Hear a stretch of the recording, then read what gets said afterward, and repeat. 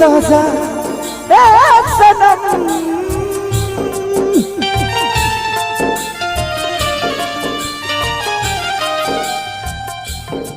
देखे जिंदगी बखा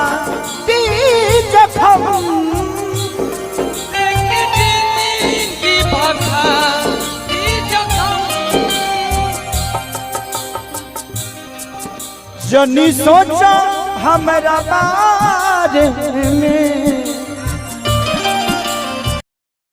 जा जईबू तजा ए सनम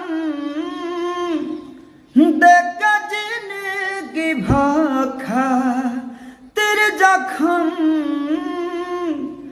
जनी सोचा हमारा बारे में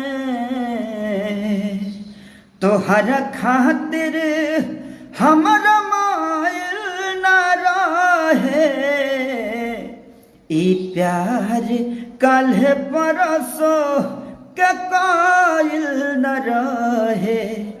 भुला गइलू ऐसे जैसे भाइल न रहे ई प्यार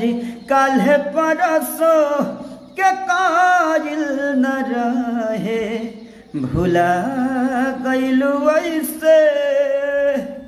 जैसे भाइल न रहे।